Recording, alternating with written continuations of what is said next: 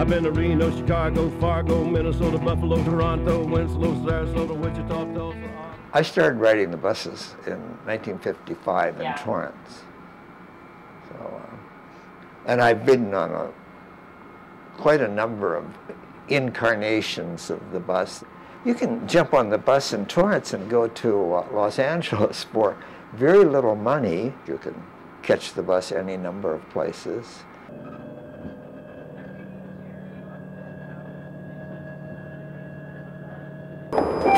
Lift requested. I've used public transportation throughout the state of California and in other states.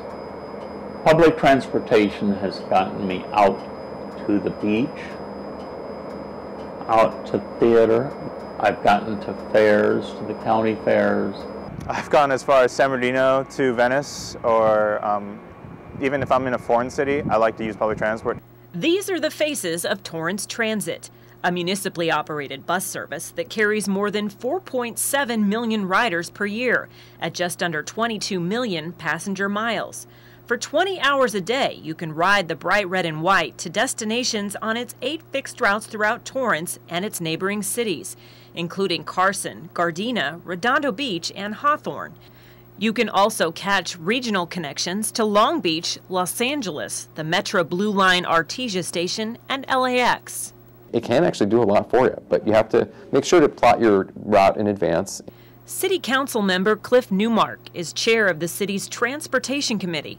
His mission, to see that public transportation in Torrance keeps up with the times, yet stays accessible to all. Our transit fleet has evolved, and we have continued to provide service over the years and have grown. The interesting thing is our fares actually haven't really changed all that much, believe it or not. I think probably about 30, 40 years ago, our fares were 25 cents. Now they're $1. As a matter of fact, it still is 25 cents if you're a senior or if you're disabled.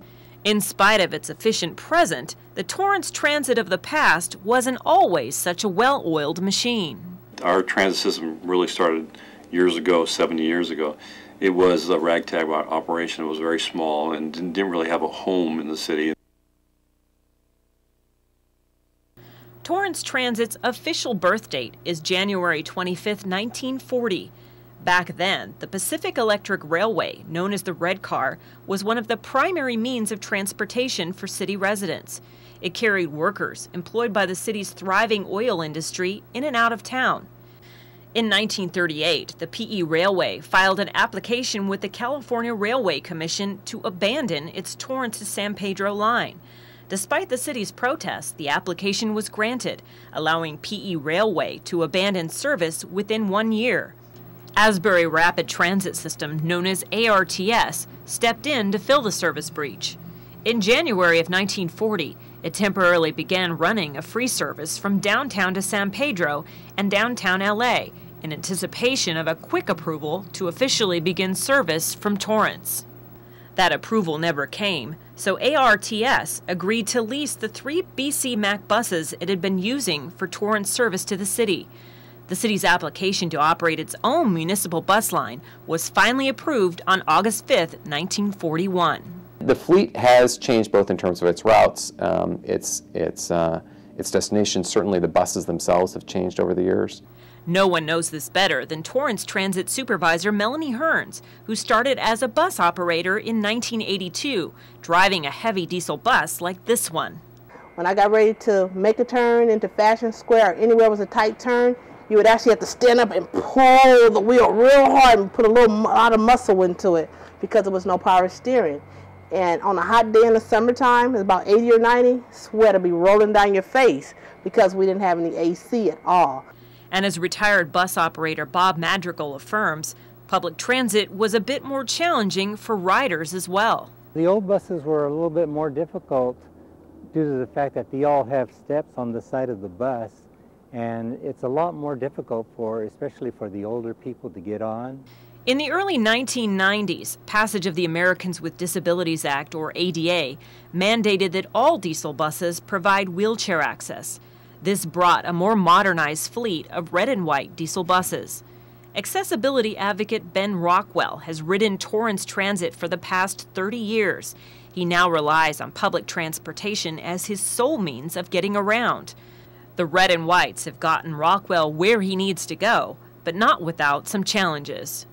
I have gotten on them, had them stop halfway up. I've had them not deploy at all once I was on the bus, and they've had to call out maintenance, taking as much as an hour to get the things fixed. Antiquated, loud, and nitrogen dioxide emitting. The consensus among city leaders in Torrance Transit, it's time to bring the bus service into the 21st century. Say hello to the new look of Torrance Transit. Torrance Transit is going green. We recently purchased 10 New Flyer hybrid electric gasoline vehicles to help replace our all-diesel fleet, which we expect to complete the entire fleet by 2015. We're anticipating an annual savings of at least $40,000 a year in fuel costs. The first phase of replacing the 53 bus fleet is partially funded by the economic stimulus package. The Americans Recovery and Reinvestment Act of 2009. We received $4.5 million for that, and that paid for the substantial amount of the 10 buses. Features of the new hybrid model included zero NOx emitting engine, rear touch doors for easy exiting, and a sophisticated communications center. Somewhat like an aircraft would have, you have the data logger, which is like a black box recording all the events that happen throughout the day.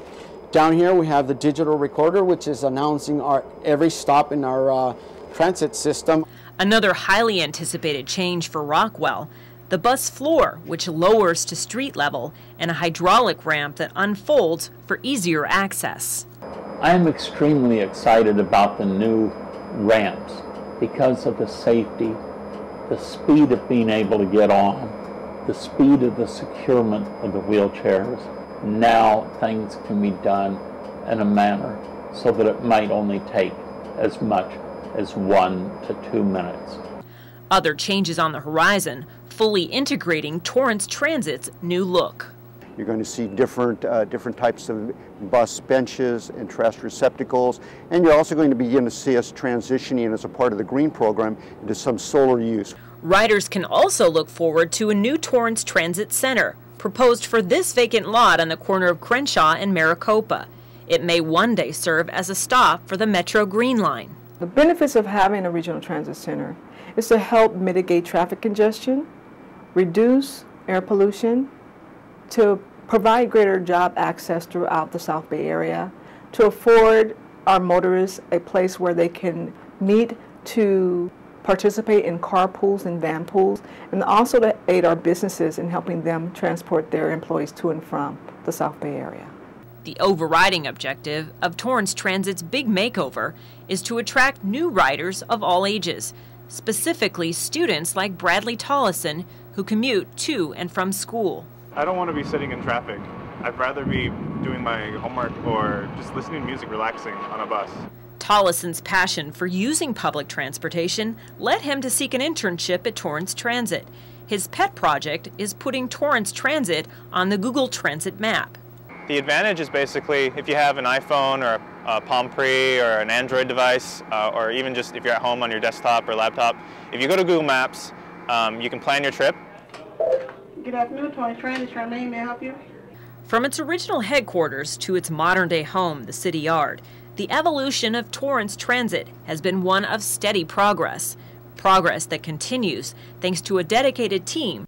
For the past 70 years, Torrance Transit has provided quality service to the community of Torrance. We're Team Torrance, and each and every employee plays a vital role in making it happen. That's from the supervisors to the dispatchers, the bus operators, the office staff members, the mechanics, equipment attendant, and the managers. So again, I have to thank them all because no one person can keep the buses on the street by themselves. We all work together.